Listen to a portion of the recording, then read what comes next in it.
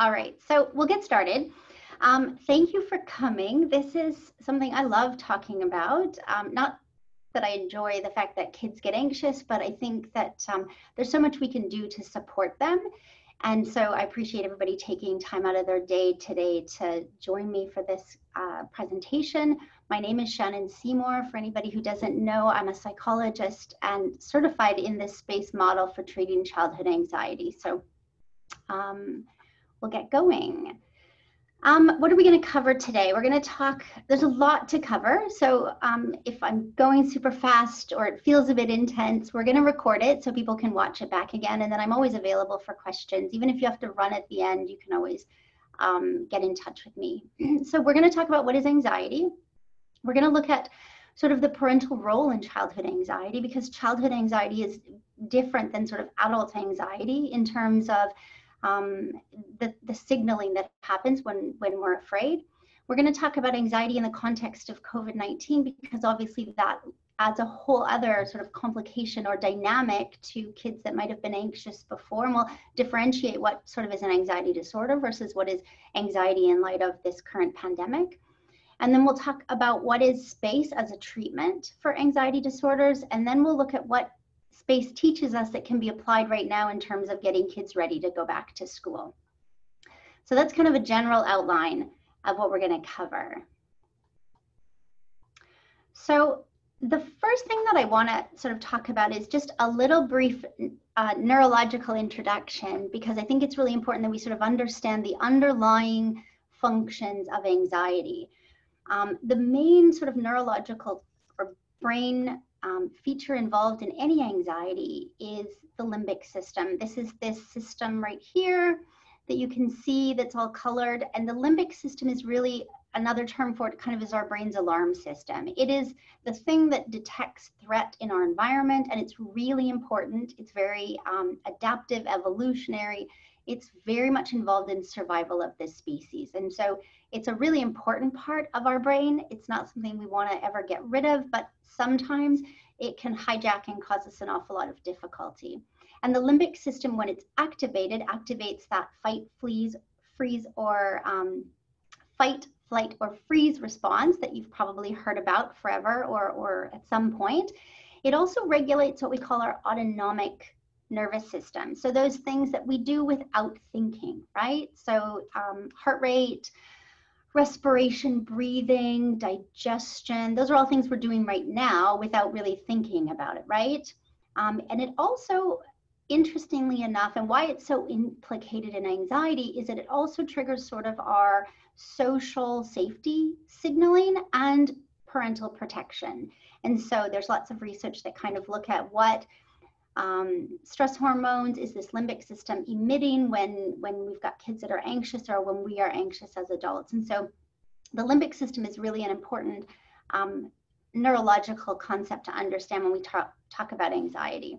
And I put the prefrontal cortex there. That's the front of our brain, and that's really where we kind of do our rational thinking, our problem solving, planning. It's where we can be very logical. And what we know in anxiety is that limbic system is triggered or activated, and often that prefrontal cortex is sort of goes offline when we're talking about survival.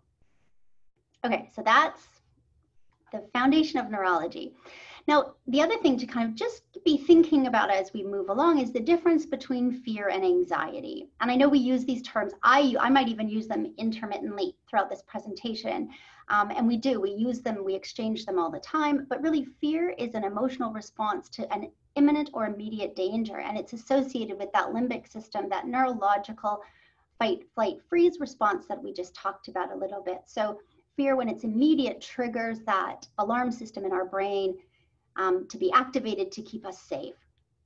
Anxiety, on the other hand, is kind of this emotional response to things in the future, to the anticipation of danger, to anticipation of an event that may be threatening to us. And so it's often associated with kind of physiological and behavioral symptoms, not necessarily some of those prime neurological symptoms. And this is important later on when we start talking about how do we help our kids get ready to go back to school, being able to differentiate between what is an imminent or immediate fear and threat, and then what might we be feeling anxious about in the future. So we know anxiety is normal and healthy. We all feel it. In fact, it's really important. It's adaptive and it's required for the survival of all species. So all mammals sort of show this fight, flight, freeze response in the face of any kind of threat or risk. So we know that it's very adaptive and it's across all mammals. It's part of our limbic system, like I had said earlier, and our fear response system, which means it's really important. And when a child has an anxiety disorder, their sort of typical adaptive fear response system isn't the same as an adult's. And that's one of the things that's quite unique, and the foundation really of the space model of treatment is that it looks at what is the child's fear response system anchored in attachment theory, attachment to parents and caregivers, as opposed to that fight, flight, freeze response that we might have developed by the time we're adults. So what does anxiety look like in children? And I know there's a lot of debate sometimes because we often think, what does anxiety look like for us when we're adults? But in children, it can look slightly different. It looks like excessive worry. It looks like frequent reassurance seeking or checking. It can look like refusal behavior, so sort of refusing to do things that make them feel anxious, refusing to go to school, refusing to try even if there's a fear or an anticipation that they might fail. It can look very clingy and controlling and very demanding. There can be a lot of sort of oppositional or aggressive behaviors that we sometimes look at as just a kid, having a behavior problem, as opposed to understanding sort of the anxiety underlying it. And it obviously looks like things like social avoidance or a lot of distress around social events or social interactions, interpersonal interactions. And there can be a lot of physical complaints, stomach aches, headaches, phantom illnesses, things like that. And we know in children, parental accommodation is another thing that we see very frequently. And in fact, a lot of the research will say that parental accommodation is common in about 95% of families where there is a child with a diagnosed anxiety disorder. And so it's an important piece to understand. So this is just another way to kind of look at what anxiety looks like in any of us, really. We can have cognitive symptoms, things like difficulty concentrating, thoughts of death or hopelessness, perseverative thoughts. We can have behavioral symptoms, so those avoidant behaviors, aggressive behaviors, checking behaviors. We can have physical symptoms as well, so difficulty or disruption in sleeping or eating patterns, weight loss or weight gain, some motor agitation or restlessness, and the somatic complaints, sort of the tummy ache and the headache, the physical things that happen a lot. Somebody sent something in the chat. I just want to make sure. Oh, what does parental accommodation? Okay, somebody, we're going to get there. It was a great question somebody asked, and we're going to cover it when we get to it. So the emotional symptoms then are tearfulness and worry, fear, irritation, depression. And what's interesting is that you can probably identify a few of these that we've all experienced right now in the middle of this pandemic, right? So this pandemic has been this massive trigger for our fear response system. And so it's likely that all of us have felt or experienced some of these symptoms. Okay, so we know a little bit about sort of some general characteristics of anxiety and what's an anxiety disorder. And this is a hard one sometimes to understand because we use the word anxiety as part of our everyday vernacular. We use it as a term, oh my gosh, I'm so anxious. Oh, my kid's so anxious. I feel so anxious. We use it a lot just in regular conversations. And so it sometimes makes it difficult to tease out what is sort of typical anxiety that we're all going to feel and what is an anxiety disorder that really requires some professional treatment. And so just quickly, anxiety disorder is persistent, which means if you're anxious about something coming up next week, a big trip or a big event, we're not thinking of that as persistent. That isn't lasting sort of for 6 months or so. So we're thinking of an anxiety disorder when this difficulty is expanded for a fair amount of time. We're also thinking of it as a disorder when it is excessive, which means it is something that occurs most days than not. So if you get anxious once in a while or, big, family reunions or events that happen periodically, probably not thinking about an anxiety disorder because it doesn't really meet that threshold of excessiveness. The other important thing about an anxiety disorder is it has to be an unreasonable fear or worry, not necessarily linked to a legitimate danger or fear, which is why right now anxious kids and anxious people in the world aren't being diagnosed with an anxiety disorder, because fear of COVID-19 is not unreasonable, right? So we want to differentiate between an anxiety disorder being this kind of unreasonable fear or worry, or I guess an imbalance or a disproportionate fear of something happening anchored to kind of the reality of how bad that thing might be.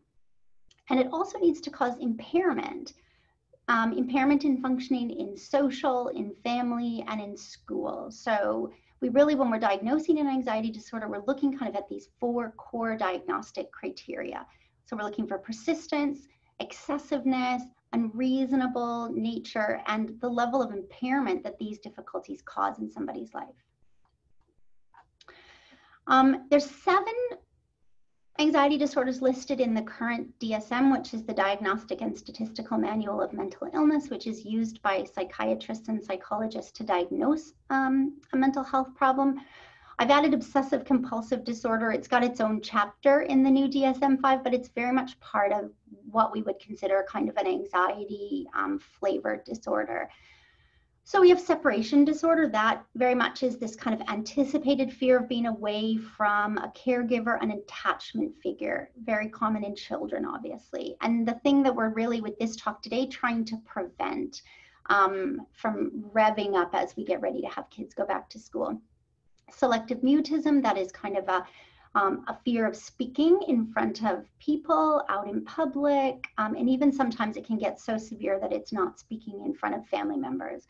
The specific phobia might be things like spiders or heights, anything that you can be afraid of irrationally. So the fear disproportionate to the risk or threat to your life. Social anxiety is just that. It's that fear of that anticipation of not being able to be successful in a social situation, the fear of messing up in a social situation, the fear of being judged in a social situation. And so it creates a great deal of worry and anxiety if you start to think about, perhaps I have to go be in a social setting. A panic disorder is the presence of sort of a series of panic attacks. So this constant having a panic attack that might feel like it comes out of the blue, it hits you even maybe when you're not even in an anxious setting. Agoraphobia kind of piggybacks on to panic disorder because it really is almost this like fear of having a panic disorder. So you start to not even go anywhere outside of your house because you're afraid that you might have a panic attack when you get there. And then generalized anxiety disorder is characterized really by sort of general worry, apprehension, forlorning, just kind of a general worry about lots of things in general. And then obsessive compulsive disorder is this fear of something really bad happening if you don't do this series of compulsive acts. So the obsessive nature of it is kind of like worry that something bad will happen if I don't do these X, Y, and Z compulsions or behaviors that then can help me to not have to have that bad thing happen. Okay, so what causes anxiety disorders in children? This is a million-dollar question.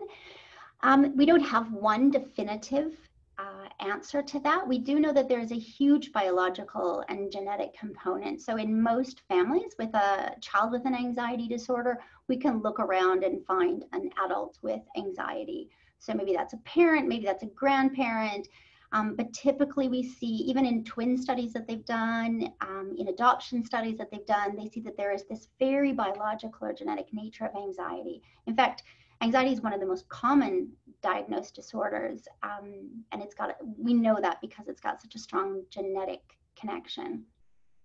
We also know that experiences that people have can trigger anxiety. So you can have a really difficult experience, and then that sort of precipitates being anxious about that experience in the future. Our social environments can also cause anxiety. Right now, I think pandemics, being anxious about COVID-19 is not defined as a disorder, but if we continue to sort of stay really anxious, even when the threat goes away, then we can sort of talk about how this social experience or this environment has contributed to this development of this anxiety disorder. And then individual differences. You might have a family of 4 and you've got one anxious kid and the other ones just seem to have no anxiety at all and they run headfirst into the world. And so we know that people and kids are different. And then a lot of times we have to consider those individual differences can account for some of what makes one kid have an anxiety disorder and the other kid not. So I want to talk about what is different in a scared child compared to a scared adult. So when our brain senses a threat, for those of us as adults, it triggers that fight, flight, freeze response, right? So we're either going to fight off that thing, we're going to flee away from it, or we're going to freeze and hope it just goes away. And what we know is that that is not what happens in children. So if I was to, and this is a mean thing, I would never do it, but if I was to walk up to a kid and grab them and scare them, they're not going to turn around and fight me off. They might run away, but they're running away in a very specific way. They're running towards a parent in most cases. So what we know is that in babies and in young children, when they are afraid, they signal their parents. And if we, you could do a Google search of like animals, baby mama cubs. If you scare a baby, they cry out for their mom, they run towards their mom, they do something that will signal that parent. And if you scare a parent, it's very likely that they're going to do something that's running towards their child or trying to protect their child. And so this parent-child connection is really integrated into our understanding of anxiety disorders in children, and it's something that we kind of want to be able to think about, even if we don't fully understand it after a 1-hour conversation, to start to think about the ways in which kids respond when they're scared. And that is primarily through parental signaling, which is crying out, calling for you. Kid wakes up in the middle of the night, what are they going to do? They're going to call out for their parent if they're afraid, right? And this is a beautiful system. This is a beautifully designed evolutionary system intended to keep babies safe, right? So you would see this in any kind of herd behavior. You would see this in human behavior. If we think of the earthquake that we had back in January, which seems like a lifetime ago, many of you with young kids, when that earthquake happened, wanted to immediately get to your children, almost in a frantic way, right? I mean, I know people kind of just like leapt in cars or ran down streets to get to your children. That's that limbic system in full gear, right? It's that sort of parental protection mechanism at play. So parental protection is part of that limbic system response. It's functionally very adaptive meaning good, right?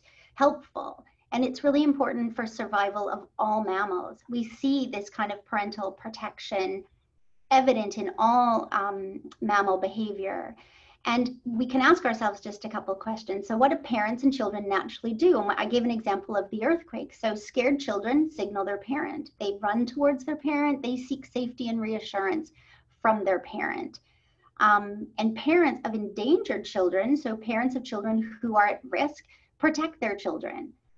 They provide comfort. They reassure their child of safety. And this is all part of this really healthy attachment that happens between a child and its caregiver in the very early years of life, usually birth to 3.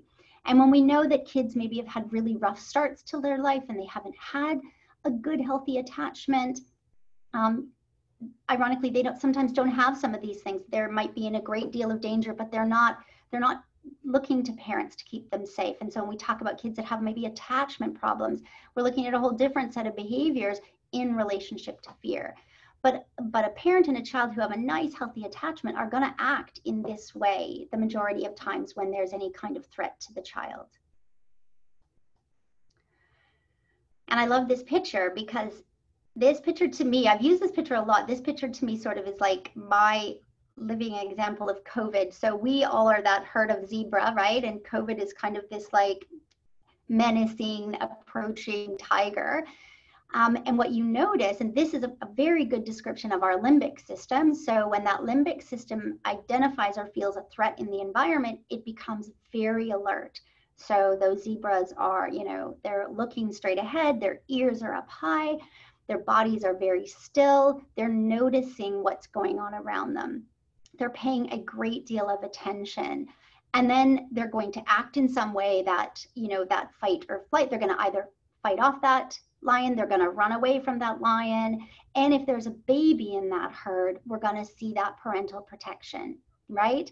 The mama's not going to run off, even though she might be able to get away from that lion, if that lion is like moving in on her cub or her, whatever, I don't know what a baby zebra is called, a baby zebra, right? And so we would see that action here. If there was a baby in that herd, we would see a lot of that parental protection. They would be hovering around that baby. Same with the vulnerable people, the vulnerable members.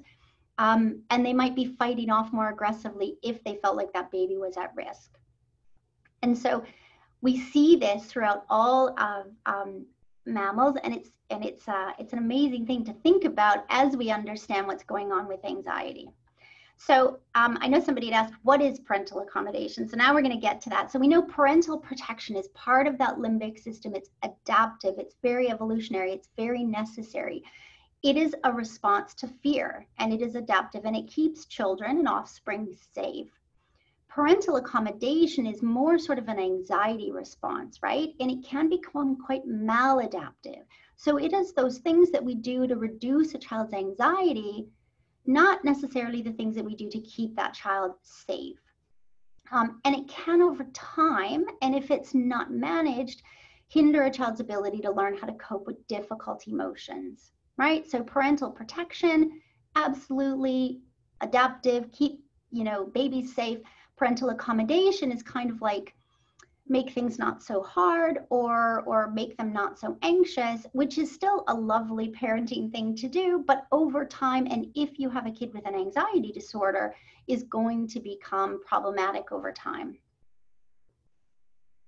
So there's a big difference between when we're talking about being this parental activity as a parent and this accommodating activity as a parent.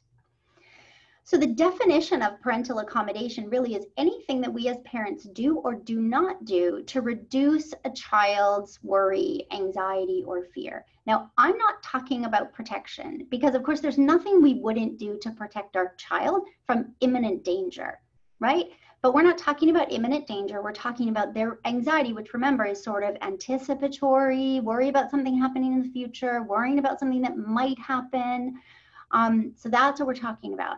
And anything that we do or don't do to reduce that could, by definition, be a parental accommodation. So a very simple example, if a child is afraid of the dark, the parent buys a nightlight. That would be seen as an accommodation to the child's anxiety around the dark. The parent leaves the hallway light on. That would be considered an accommodation because we know that there is no danger in darkness, right? So we're not doing this because the child is in imminent fear or their life is at risk. That would then be protective, but it's accommodating because we're just wanting to comfort them a little bit and reassure them. Now, in most instances, you flick that hallway light on, you buy the night light, you give them a snuggle, and we accommodate all the time, and it's not problematic. Where accommodation becomes a problem is when it hijacks a child's ability to cope with difficult emotions. And if a child has an anxiety disorder, then parental accommodation really can be problematic. So another example, child cries when the parent leaves, so the parent stays at the birthday party, the parent stays at the sports practice, or maybe the parent says you don't have to go all together.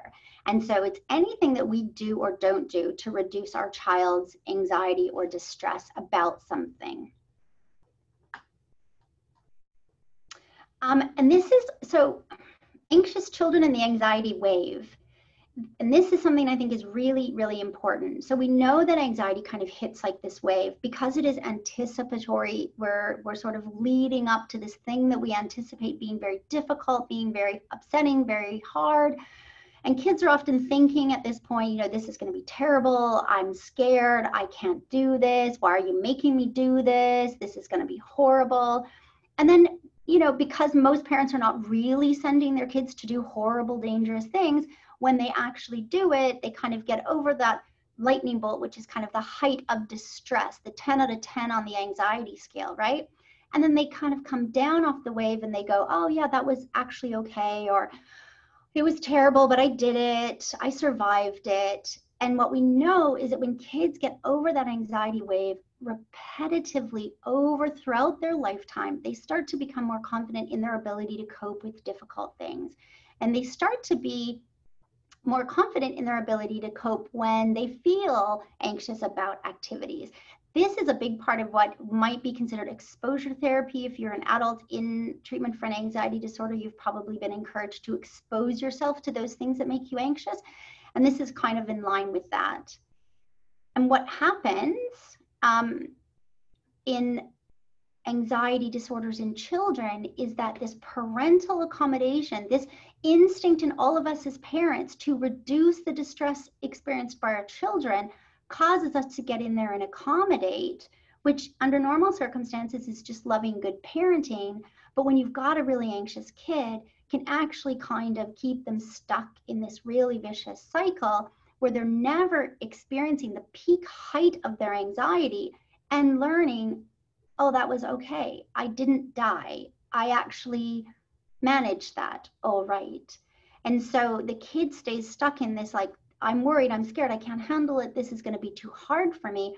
And they're never really given that opportunity to get over the peak of their anxiety to the other side of the wave that they can say, okay, I did it. I'm okay. I survived it. And ideally, what we want in treating kids with anxiety disorder is to be able to get them over that curve to the other side. And I'll tell parents often, I mean, this is, if the only hard thing in their life was, rock climbing the bluff in the Brack, I'd say, yeah, you can get, you can go through life never climbing the bluff in the Brack and have a very fulfilling life, lots of activity, wonderful, successful things. But if your anxiety is going to school, that becomes very impairing, right? If your anxiety is talking to people, that becomes very impairing. So we're not chucking them over this wave of anxiety for everything, because it's okay to be, to not be wanting to do certain things. But when the things that evoke these really big emotions in our kids are things that are needed in life to function, then it becomes very impairing, which becomes one of those criteria for an anxiety disorder. Okay, and a great example of this is learning to ride a bike. We do this all the time, right? So a kid is going to say, I can't do it. I'm never going to learn. What if I fall? I don't want to. I'm afraid. And the parent is going to say, I know you can do it. I'm right here. If you fall, you'll be okay. If you fall, you'll get back up again. So this is an example sort of how it works. And I don't know that very many parents, when a kid said, I can't do it, I'm afraid, would just go, you're right. It's far too scary to ride a bike. It's far too dangerous to ride a bike. Let's just pack that bike up and never look at it again. We wouldn't do that, right? We would encourage them and support them to be able to overcome that fear or that worry of falling so that they could learn to ride their bike. So, okay, that's sort of like anxiety and anxiety disorders in kids and a little introduction to parental accommodation. And now I want to just shift gears a little bit and talk about all of this in the context of COVID-19, which just adds this like incredibly complicating layer to all of it. So what we know with this pandemic out in our world is that this limbic system that we all have in our brain has been sort of activated over a prolonged period of time, right? Typically, it's activated. The earthquake is a great example. It was activated. We all felt a little bit wobbly afterwards. We might have felt like, oh, we lost our appetite. We felt a bit shaky. Our heart was pounding. We talked about it for a few days. Maybe we didn't sleep well for a couple of nights. And then it was kind of over, right? So we had the threat. The alarm system was activated. We took some action, which might have been running out of the building or going to get our kids. And then we kind of felt more regulated and calm when it was all over. And that's kind of how the limbic system is designed to work. What makes it really difficult in this current COVID situation is that the threat has lingered, right? And the threat has changed. And the threat is different all the time. And so this cycle, instead of kind of activation and regulation, we've found that we're sort of just constantly being reactivated. And especially in the early weeks, we would have been sort of, our anxiety might have been triggered every morning. We turn on the news and there's 5 more cases. We hovered around the government press conference and we were activated if there was 7 more or 10 more.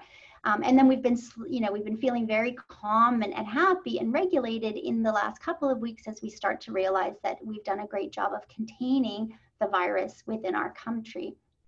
And so we know that we've got kids that already have anxiety disorders before COVID, so they've had some really difficult times. And we also know people who don't have anxiety disorders have still felt really super anxious because their brains have been going through this by nature of what's been happening. And so I think it's important that we understand this is how it's ideally supposed to work. And we're really not supposed to be living in circumstances where this is constantly being triggered. We refer to that often as chronic stress. We think of kids that live in really violent or abusive families. This is their fear response system is constantly being triggered, and it's not healthy for them. We think of soldiers at war. We think of living in poverty. Those are sort of examples of lives lived with this prolonged fear response. And a pandemic is turning out to be one of those. And so taking preventative measures is really important. So that gives you an understanding of kind of the complicated factor. And the other thing we know too is we talked earlier about the difference between a fear being a really present immediate danger and anxiety kind of anticipatory what ifs and all of that uncertainty. And I think COVID-19, we have both of them. So on one hand, there is a virus out there that is highly contagious and very dangerous and killing a lot of people. And so that is a real present danger. But on the other hand, we have an awful lot of anxiety about what might be happening. And I think right now where we are as a country, our fear should be low because the present immediate danger of dying from COVID-19 is very, very low in our country.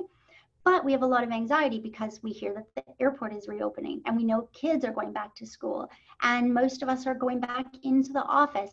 And so we've got this kind of fear anxiety dance going on, and our children do as well. So what am I hearing and some of my colleagues hearing from parents regarding COVID-19 and anxiety in children? So what we're seeing in toddlers is we're seeing a lot of regression. So our potty trained 3-year-olds are now all of a sudden needing to be back in diapers, or they weren't, they had weaned off the breast or the bottle and now all of a sudden they want that breast and bottle back. Or we're seeing a lot of poor sleep, whininess and clinginess, and an increase in tantrums. Middle childhood, there's a lot of worry, maybe there's a lot of questions. What's going to happen? How's this working? What about this? We see poor sleep, a lot of bored, sort of complaining, especially if they're typically social kids and they're not being, allowed to be around their kids. A lot of reassurance seeking. When are you coming back? Where are you going? How long are you going to be? Just more increase in sort of emotional outbursts and a lot of dependence on electronics. And I think that's something that's quite concerning. Is obviously they've needed to be on their electronics for school, and how are we going to kind of get them weaned off of that in order to be back in school? And we don't even know if maybe they will be back in. Maybe they'll continue to be on electronic or online learning.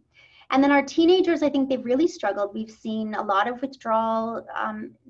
They're staying socially connected via their phones, which comes with all the other increased stuff of seeing other people's lives that look better than yours and seeing very manufactured and very cultivated lives that we often put out in social media as opposed to real lives. We're seeing poor sleep. Our adolescents are up all hours of the night. A lot of overeating, irritability, frustration, and adolescents by nature challenge rules, right? Nothing bad is going to happen to them. And so I know that there's been a lot of challenge with teens wanting to be out, wanting to be with their friends, breaking some of those rules. So that sort of gives an overview of what we're seeing right now in terms of COVID. And I want to talk a little bit about space and then how we can use what space teaches us. And hopefully you've already got an idea. It's this sort of anchored in this attachment between parents and children, this role of accommodations and how do we accommodate our kids. So the space treatment was developed at Yale Child Study Center by Dr. Elie Leibowitz, and I was really fortunate to be able to train under him directly, and also he supervised my certification process over the last, a couple of years ago. The space model is based on attachment theory and this sort of protection signaling in children, right? And we know that there's been some really good, robust, scientifically sound studies that have shown that space is as effective as CBT. We know that anxiety disorders are very, very common. We know that we can treat them. We've got really good, reliable, well-studied treatment methods. So we have cognitive behavioral therapy, which really looks at changing those irrational thoughts and then managing the behaviors that come out of them. And we know medication also is very effective. That's the good news. So the good news is CBT has always been a very effective model. And now we know that space is as effective as CBT. So they refer to that as non-inferior. They take a new treatment and they compare it to a treatment that has been well studied and already deemed to be effective.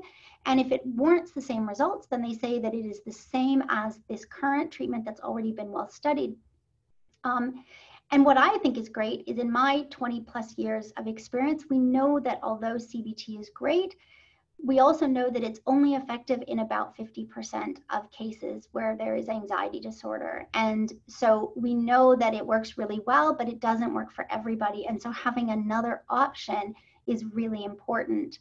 And I also feel like having an option that allows parents, I'm a parent myself, and I've always wanted to be actively involved in whatever my kids are struggling with.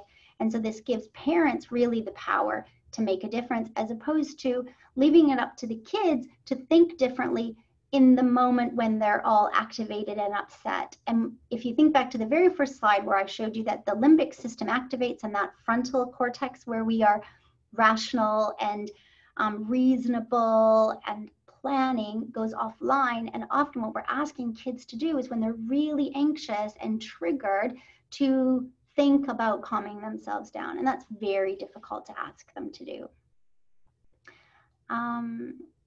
So space as a model really empowers parents to take the lead in helping their children cope, which is what I really like and what I've found parents really like.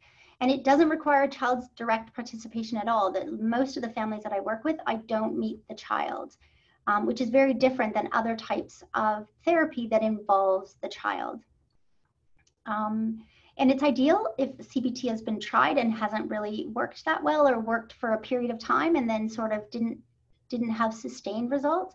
And it's really ideal if the child or teen has not been able to attend therapy, or with some of our adolescents will just flat out refuse. And I don't want to ever fight with a teen. So it's a great way to kind of say, hey, we're not going to fight with them, but you guys come in and let's do this together. And we've been able to do a lot of space during telehealth when we haven't really been able to have kids in, but we could certainly have meetings with parents. So the goal of space is to do two things. The goal is to improve a child's ability to cope with difficult emotions. And the goal is to increase their tolerance to the symptoms of anxiety.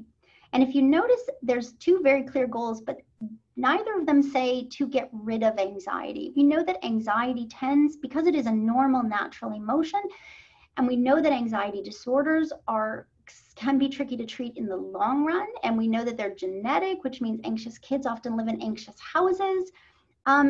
We're not really looking at getting rid of anxiety. We're looking at how can a child cope with this. We think of anxiety more of a chronic condition like asthma. So we might not be thinking about how we cure the asthma, but we think about how we manage the asthma so that it doesn't interfere with the child's ability to live a full life. And so we're looking at how do we increase their ability to cope with difficult emotions, and how do we increase their tolerance to those symptoms of anxiety.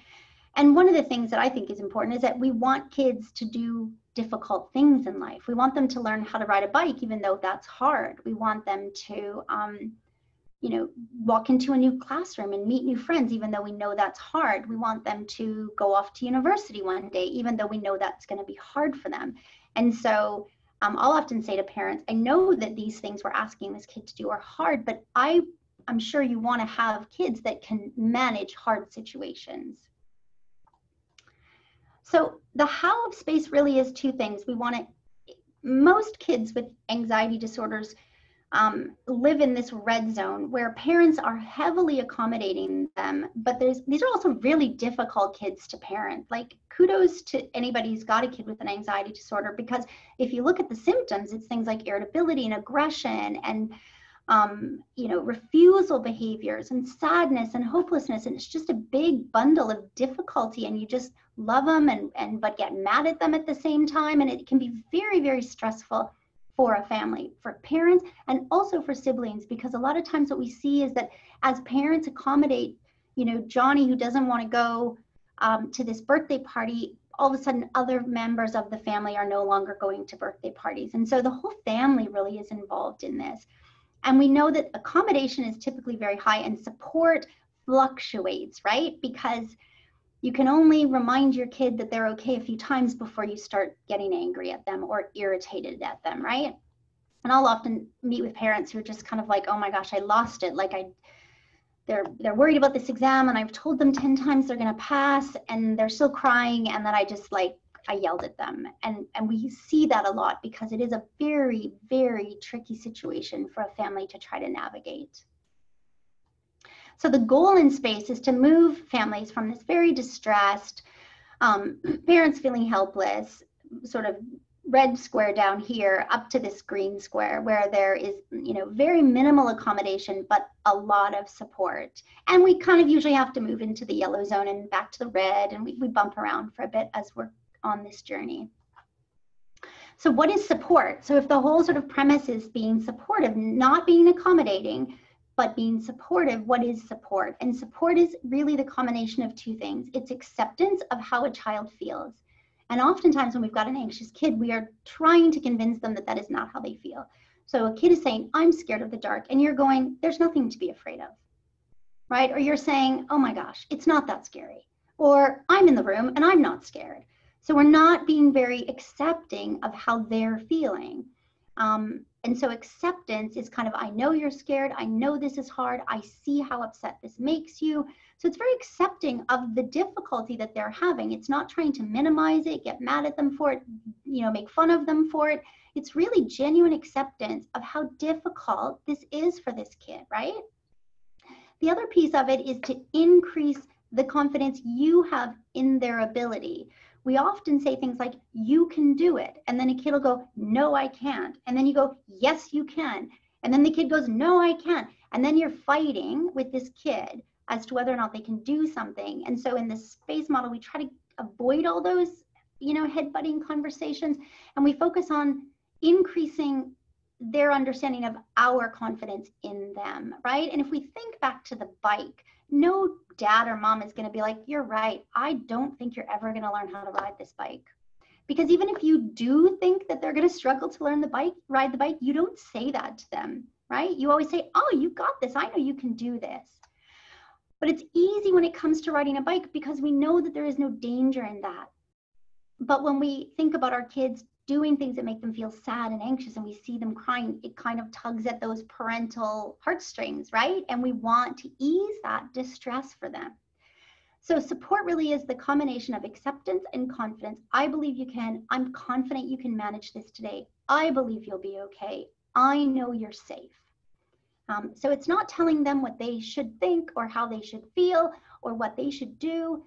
The SPACE model is all about accepting that this really is difficult for them, but being confident yourself in their capacity. Because if you think back to that wave, if I'm driving my kid to school and they're telling me they can't do it, and I turn the car around and drive them home, I have inadvertently agreed with them and said, you're right, I don't think you can do it. When most of us as parents don't believe for 1 second that our children are in imminent life-threatening danger going to school. But yet we accommodate their distress by taking them home, which actually can sort of create this real lack of confidence in their ability to cope with that difficult situation. So SPACE kind of looks like maybe 10 sessions of doing a whole bunch of stuff, assessment, increasing support, looking at these accommodations, because accommodations can be really subtle. We got to tease them out. We got to track them, picking a target. We don't ever just change what we do without talking to a kid. So in the model, if you've got a kid with a fear, for example, of sleeping on their own, we're going to have a really clear plan about that. We're going to tell the kid what the plan is. We've got a certain way of scripting that. And then we've got a very sort of specific way of handling what happens next. So how do we take what we've just sort of talked about in terms of anxiety and parental accommodation and what we know about being supportive and increasing confidence, and apply it to kids that might be feeling anxious about back to school?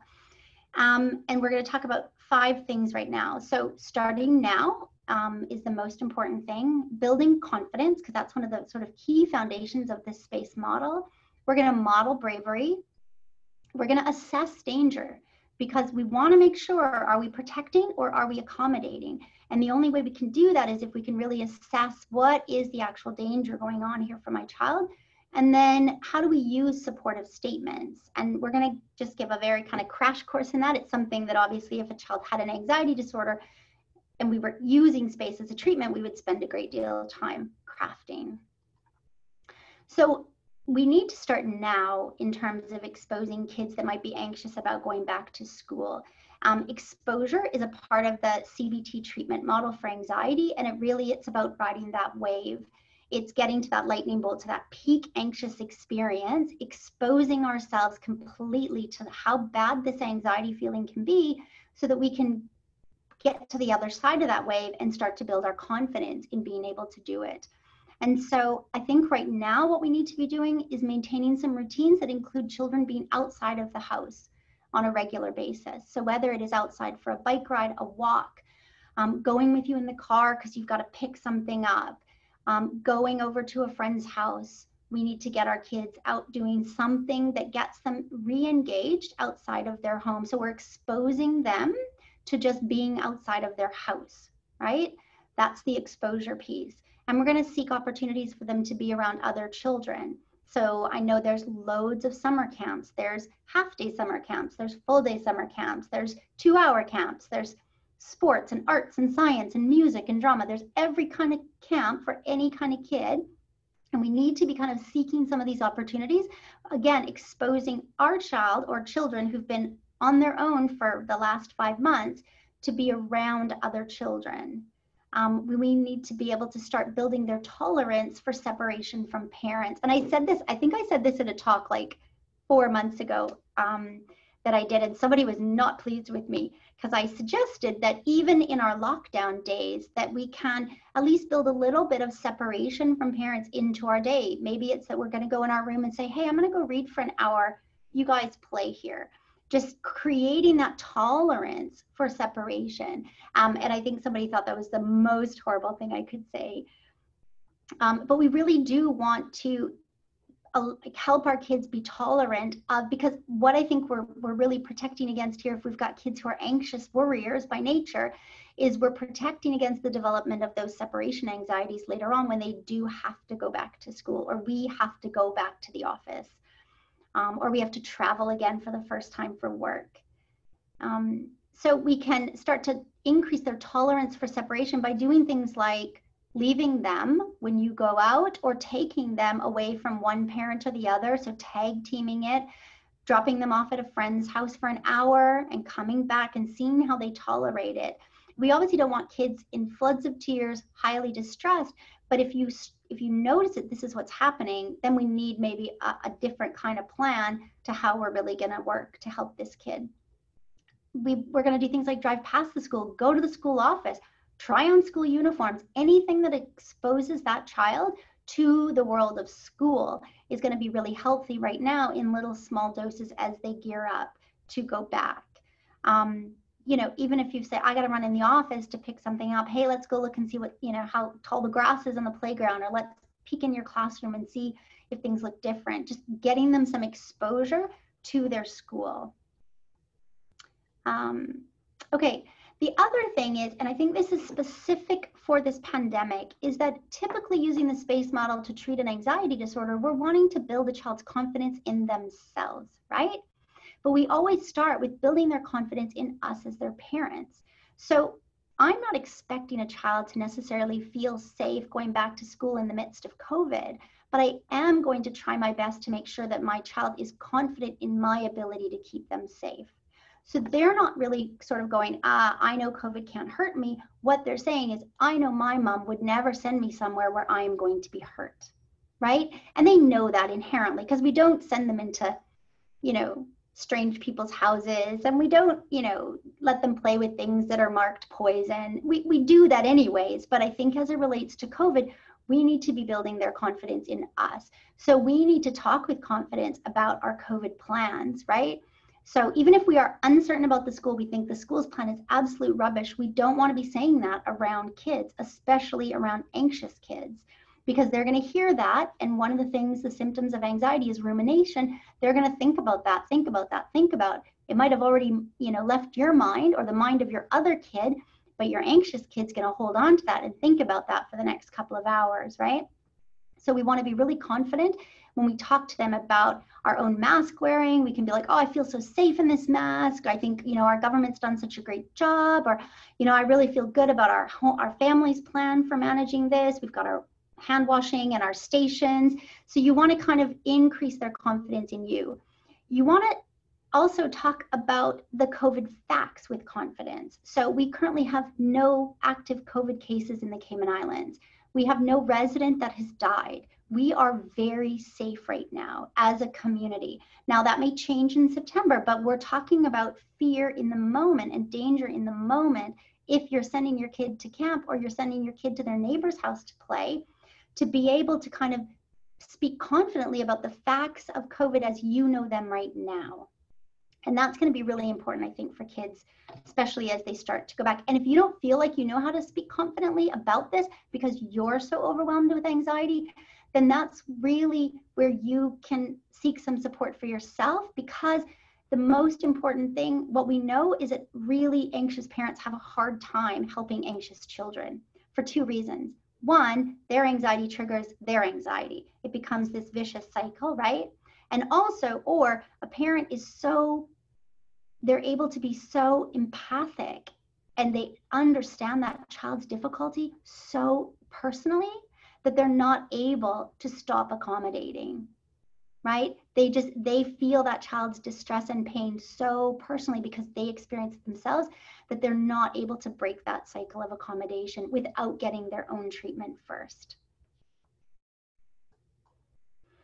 So we need to also be modeling good coping skills, right? This is something I think is really important. We do so much emotional literacy and resilience building for kids nowadays, but I think one of the greatest skills that we can do for our kids is to model that ourselves. So to talk about what we are worried about and what we are afraid of, but also adding on at the end what we are also confident about. So it might be like, I felt really scared going to work yesterday, but when I got there, I felt better. And by the time I left, I was okay. We don't have to be fake. We don't have to say it was fantastic. We don't have to say like it was amazing, but we can model what is really going on. Or, if you went to the grocery store for the first time, or into the airport for the first time, or out for dinner for I went out for dinner for the first time last week, and I felt a bit anxious. I was kind of like, haven't been in a restaurant inside in 4 or 5 months. So it would be, if I had little kids at home, I'd want to go home and go, wow, yeah, I had a great evening with my friends, but I was a little bit scared walking in there. I felt a little bit anxious. They had lots of rules. We sat at the table. I felt really safe. And by the time I left, I felt better. So it's modeling for our kids our own sort of anxieties or fears, but also how we confidently handle those situations. If you are not going back to places because you yourself are too anxious, let's try to not model that for our children. But we know that in anxious kind of houses, anxiety can be contagious, right? So if kids are hearing you go, I'm not going back to work because I feel too anxious, then they're going to feel the same way about school. So it's not a judgment on anybody, but it's a recognition. If what I'm really concerned about is my kid, I've got to save those conversations for my partner, for my adult friends, for my own therapist, and not be having those conversations around my kid. So that's the other one. And then assess danger accurately. And people will say to me like, well, it's too dangerous to let my kid go to camp, or it's too dangerous. And I get that. Like, there's no judgment right now when it comes to COVID. We all have to do what is best for us. But I also think that we assess danger for our children on a daily basis, right? We drive them in a car.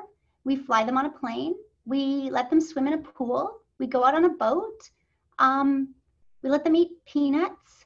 We let them use a knife to cut their, I mean, we kind of assess as parents, we are assessing danger and we're weighing the pros and cons, and then we're confidently making a decision. And if we were putting our kid in the car and they were terrified of dying in that car, because kids do die in cars, right? If they were anxious about that, we would be reminding them, mommy's going to drive really safe. You're wearing your seatbelt. Mommy's never been in an accident. We'd be giving them all the facts. We'd be encouraging them. We'd be sort of, I guess we'd focus on our confidence that we know they are not in any danger driving in that car, or we're going to make sure that we do everything possible to minimize it. And we need to be speaking the same right now as it relates to COVID. So we need to be going, yeah, there is a danger out there, but we are doing A, B, and C to make sure that you're safe. And we need to be assessing that. Right now, the way I see it is there is no immediate or anticipated danger from COVID in our community. If we've got, you know, over a third of our population tested negative, we have no active cases, we've got great compliance with mask wearing and physical distancing and hand hygiene. I mean, we've done a phenomenal job. And so our immediate danger of COVID is low. Now, that means we reassess in September, or we reassess when kids are going back to school. But it also means that we sort of are thinking about how we assess danger accurately in all aspects of our lives and our kids' life. And then we want to be using supportive statements. And a supportive statement involves two key components. One is the acknowledgement of the difficulty, and the other is the expression of confidence. So I know it's scary going back to school. I know you can handle it. We're not going to say you can handle it. We're going to say, I know you can handle it. So we're taking that, we want these kids to be confident in our assessment of this situation. So it might be, I know it's hard to wear a mask all day, but it's going to keep us safe. So wanting to use those kinds of supported statements while you're exposing them, while you're really being careful about how you're assessing risk, while you're modeling this sort of bravery and good use of language around our own fears and anxieties. And now there's some questions, if you have any. We're about 5 minutes to 1, so that was good. I feel like I talked very fast. I'm just gonna stop recording.